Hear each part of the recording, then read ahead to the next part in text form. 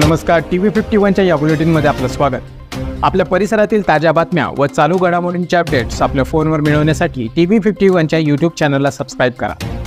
बातम्यांचे नोटिफिकेशन्स मिळवण्यासाठी बेल आयकॉनवर क्लिक करायला विसरू नका।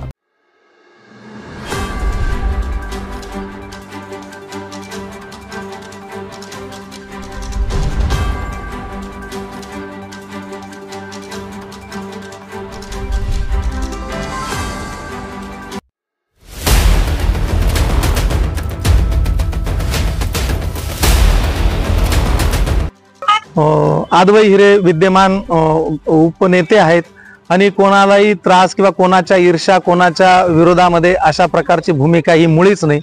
त्यांचाही लवकर जामीन हो, त्या सगळ्या एकत्रित चर्चा त्या ठिकाणी घडोत। काही मंडळीने चुकीच्या पद्धतीने, काही लगेच व्हॉट्सअपवर, काही चिल्लर मंडळीने काही लिहिणं चालू केलेलं आहे। काही वार्ताहर बंधूंनी, काही न्यूज चॅनलने आदवई हिरेंची उमेदवारी धोक्यात आणि असा गेम हे असा काही विषय नाही।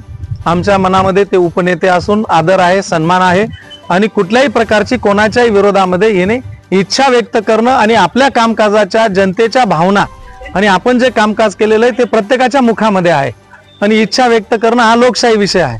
म्हणून कोणाला विरोध आहे आणि कोणाच्या विरोधात आहे असा कुठलाही भाग नाही। त्यामुळे ज्यांनी कोणी काही व्हॉट्सअपवर, काही पोरं, काही ग्रुपला चुकीच्या पद्धतीने लिहित आहेत, मी त्यांचं खंडन करतो। कोणाच्या भावना दुखतील अशा प्रकारचं कोणी लिहू नये। कोणी काही कार्यकर्ते असतील त्या कार्यकर्त्यांनाही मी आपल्या चॅनलच्या माध्यमातून नमूद करतो नम्रपणे की कुठल्याही प्रकारचा कोणाच्याही भावना दुखतील, कोणाच्या कार्यकर्त्यांच्या भावना दुखतील अशा प्रकारचं लिखाण आणि उमेदवार आणि भावी आमदार आणि भावी उमेदवार अशा प्रकारचं काही लिहू नये। पक्षश्रेष्ठी जे सांगतील त्या पद्धतीने त्याला मार्गक्रमण होईल।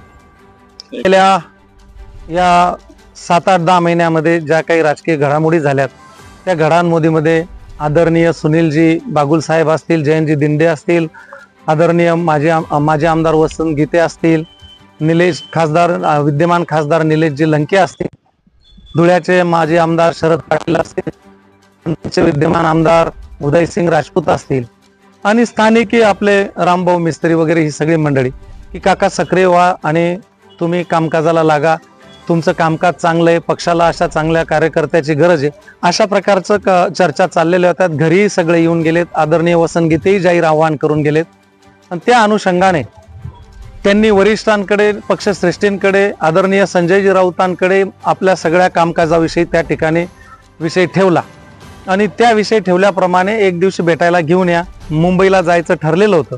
परंतु अचानक उद्धव साहेब दिल्लीलाही गेलेत आणि त्या ठिकाणी निलेश लंके आणि आदरणीय संजय राऊत साहेबांची त्या ठिकाणी चर्चा झाली। त्यांनी सांगितलं त्याला बोलवून घ्या आणि त्या पद्धतीने बोलवल्यानंतर मी आणि रामभाऊ त्या ठिकाणी गेलो दिल्लीला गेल्यानंतर त्यांच्याशी सविस्तर भेट झाली।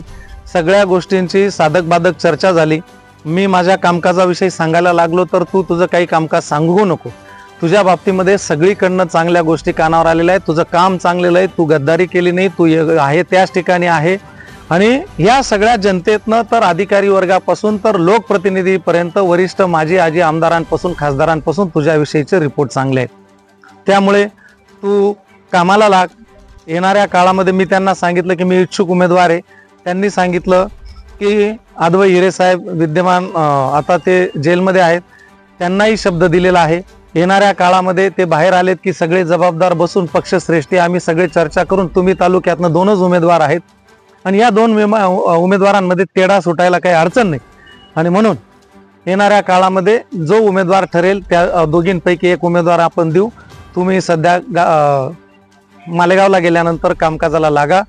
निश्चितपणाने आदवई हिरे साहेब बाहेर आल्यानंतर आपण एकत्रित बसून आणि एक उमेदवारी फिक्स करू। तुमच्या दोघांपैकीच एक उमेदवार येईल, तिसरा काही कोणी उमेदवार नाही। अशा पद्धतीची त्या ठिकाणी साधक बाधक चर्चा झाली आणि त्या चर्चेनंतर या आज मालेगावामध्ये येऊन सगळ्या जबाबदार पदाधिकारी कार्यकर्त्यांशी सगळ्यांशी संवाद साधला, चर्चा झाली आणि मी काही कुठल्या पक्षात गेलेलो नाही, पक्ष प्रवेशाचा काही विषय नाही, फक्त कामकाजाला लागायचा विषय होता, एवढाच त्या ठिकाणी परिभाग होता।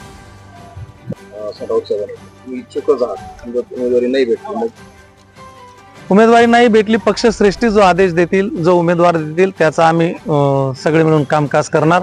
या ठिकाणी आदरणीय सुनीलजी गायकवाड यांची भूमिका आहे आणि ती त्यांची भूमिका स्पष्ट करतील। त्यानंतर सगळ्या कार्यकर्त्यांशी एकत्रित बसून विचारविनिमय करून आणि या सगळ्या प्रक्रियेला पुढे जाता येईल.